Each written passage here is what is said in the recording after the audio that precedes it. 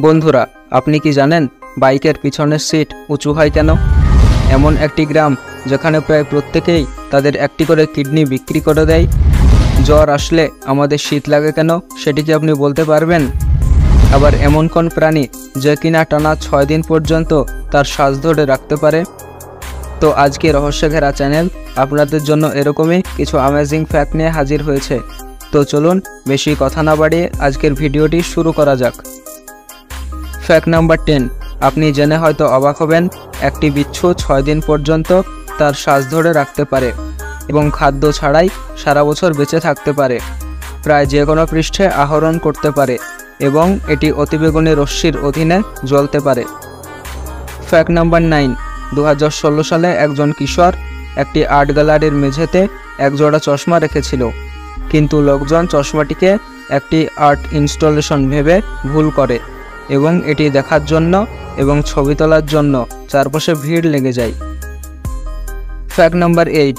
Mark জুকারবার্গকে প্রায় সময়ই ধূসর রঙের একটি টি শার্ট পরে ঘুরতে দেখা যায়।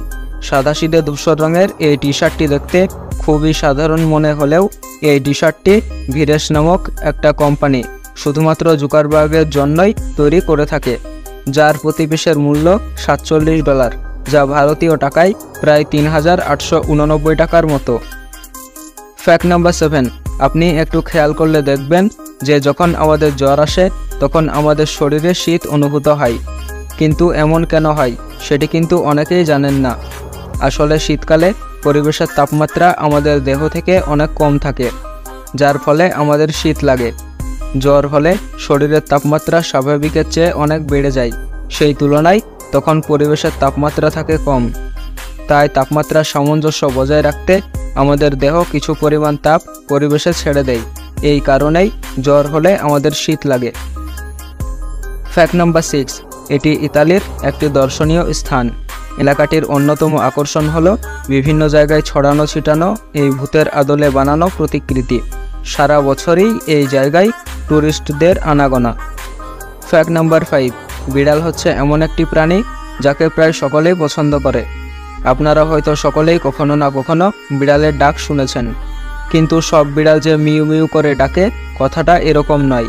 এটি দেশভেদে বিভিন্ন ধরনের হয়, যেমন ডেনমার্কের মিয়াব, নেদারল্যান্ডসের মিয়াও, ইংল্যান্ডের মিও, ফ্রান্সের মিয়াও, গ্রিসের নাইউ এবং জাপানের বিড়ালের ডাক নাকি নায়ান নায়ানের মতো শোনায়। Fact number 4। প্রথম ইলেকট্রিক কলম উদ্ভাবন করেন এডিসন।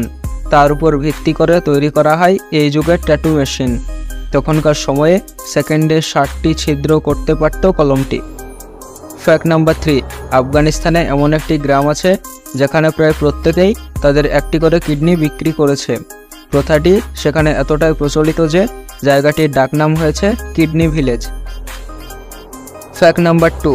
আপনি শুনে অবাক হবেন যে পৃথিবীর সবথেকে বড় প্রাণী নীল তিমি বা ব্লু হোয়েলের জিহ্বার ওজন কখনো কখনো একটা প্রাপ্তবয়স্ক হাতির সমান হয়। তো শেষের ফ্যাক্টটি দেখার আগে যারা আমাদের চ্যানেলে নতুন তারা অবশ্যই আমাদের চ্যানেলটিকে সাবস্ক্রাইব ও ফেসবুকে ফলো করে রাখুন। Fact number 1।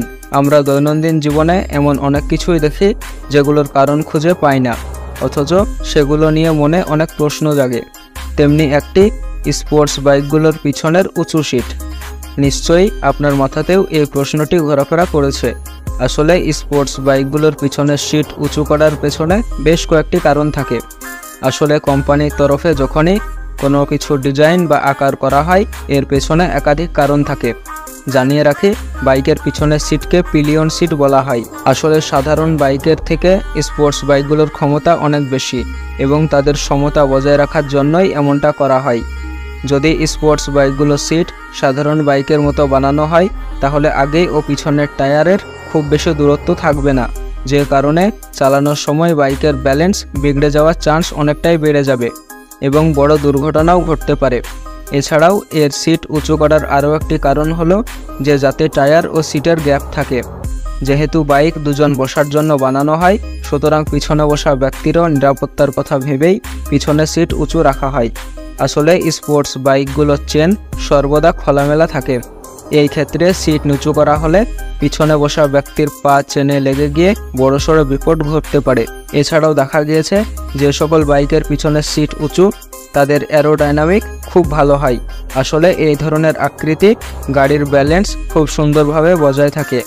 যদিও বয়স্ক মানুষেরা এই ধরনের বাইক পছন্দ করে না, কিন্তু পিছনের সিট কেবল স্টাইলিশ ও সুন্দরের জন্যই নয়, ওই বাইকটির নিরাপত্তার কথা ভেবেই বানানো হয়। তো বন্ধুরা, আজকের ভিডিওটি দেখে যদি আপনাদের একটুও ভালো লেগে থাকে তাহলে অবশ্যই ভিডিওটিতে লাইক শেয়ার করে আমাদের সাথেই থাকুন। ধন্যবাদ।